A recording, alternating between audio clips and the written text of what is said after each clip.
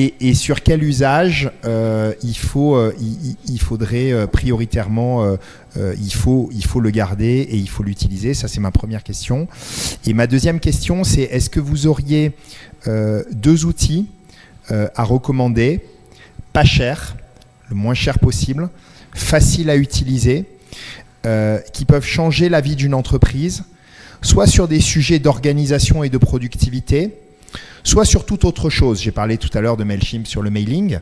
Il existe des outils qui ne sont pas des outils ni d'organisation ni de productivité, mais qui permettent de faire Eventbrite pour organiser un événement, Zoom pour faire une conférence en ligne ou un webinaire. Donc Excel, et puis 2 outils que vous adorez, qui ne coûtent pas cher, qui sont faciles à utiliser et qui peuvent faire gagner des points.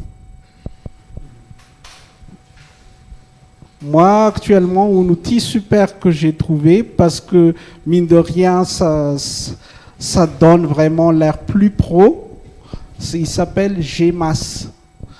À rajouter avec Gmail, en fait. Gmas, qu'est-ce qu'il fait? Il y a une option gratuite de Gmas qui permet d'envoyer 50 mails. Je vais bien mettre mettre en situation. J'ai une 50aine de clients à relancer. J'ai 2 solutions. Soit me taper sur un Excel, prendre le premier client, rajouter, prendre le deuxième client et envoyer un mail chacun comme ça. Soit le faire en CC carbone caché.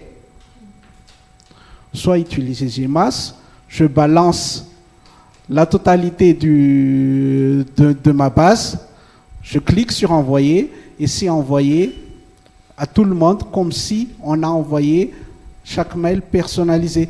Et en liant cela avec un Google Sheet, ça permettra de créer certaines variables comme bonjour Emmanuel, bonjour Jules, avec le nom de société, tout ce qui va avec quoi.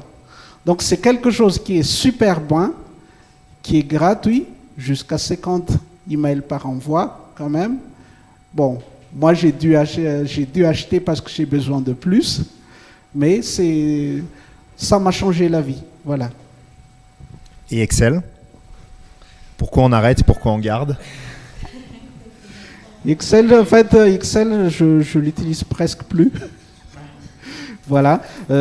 Pour mes besoins, les besoins de ma société, en fait, j'ai presque plus besoin d'Excel.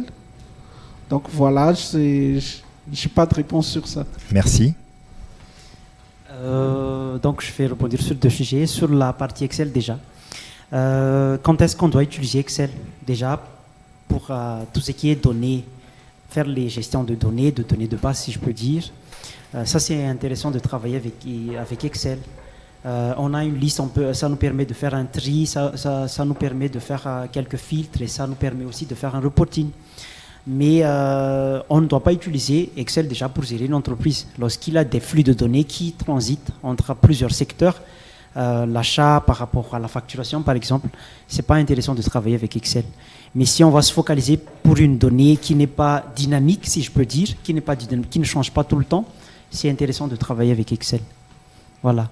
Et par rapport aux outils, il faut aussi avoir que pour une entreprise, on a besoin des outils pour les communications externes. En tout cas déjà fait proposer quelques outils. Pour nos usages internes aussi, on peut utiliser comme le chat, le système de chat, je dirais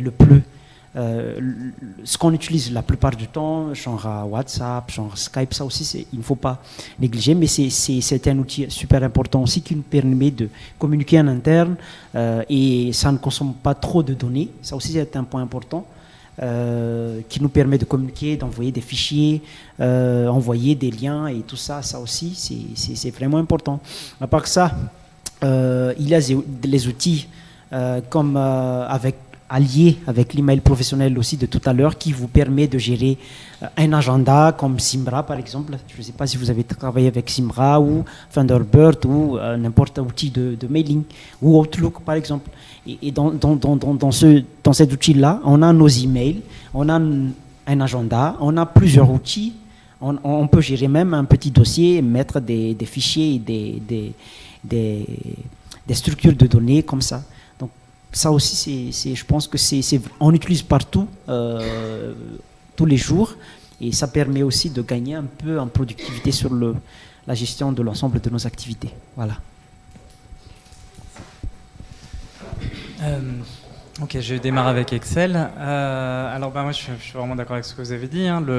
Le Excel, c'est un outil d'analyse principalement, analyse de données. Donc c'est très bien, par exemple, si on veut analyser les ventes passées pour espérer faire un forecast, par exemple, ça peut être un très bon outil pour analyser ces données passées.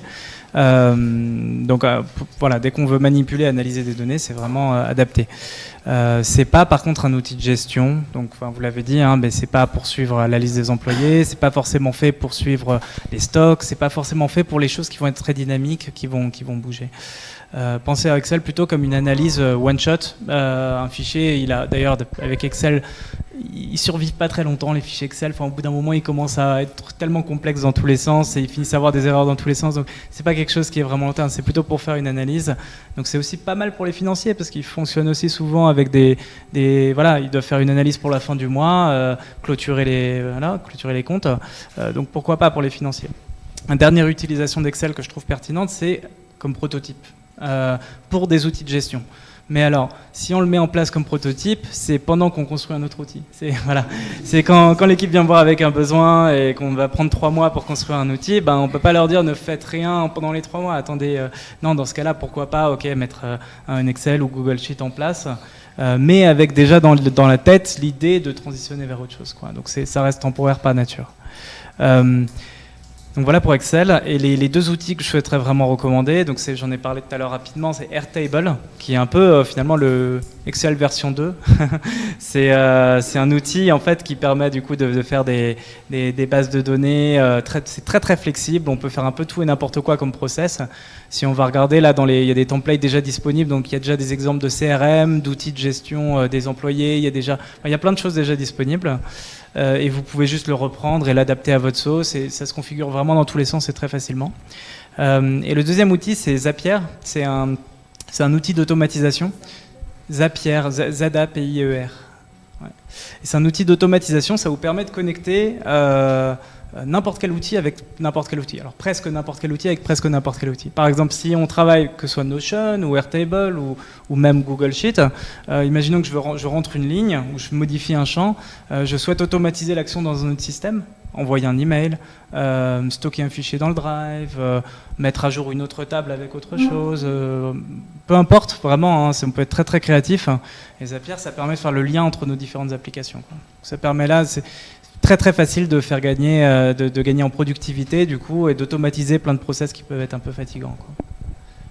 Donc ces 2 outils mis ensemble peuvent être assez puissants, hein, pour les startups. Merci beaucoup David. Je vais vas-y. Des outils à recommander, notamment la suite Google. La suite Google, ça permet d'avoir tous les outils bureautiques dedans, gratuitement. Et Google Sheets, c'est Excel plus. On peut créer des applications, nos codes dessus, avec AppScript et AppSheet. On peut vraiment créer une application. Vous ne saurez même pas que c'est du Google Sheet, mais derrière c'est du Google Sheet. Pour vos dashboards, vous aurez Looker qui est gratuit. Pour vos bases de données, vous aurez BigQuery qui a un module gratuit. Et quoi d'autre? Au fait, toute la suite Google, c'est à peu près gratuit, que vous pouvez lier avec votre adresse email professionnelle. Vous avez tout ce qui est calendrier que vous pouvez lier avec tous vos outils. Il y a aussi, et après la suite Google, il y a comment ça s'appelle? ClickUp. Le ClickUp pour la gestion de projets.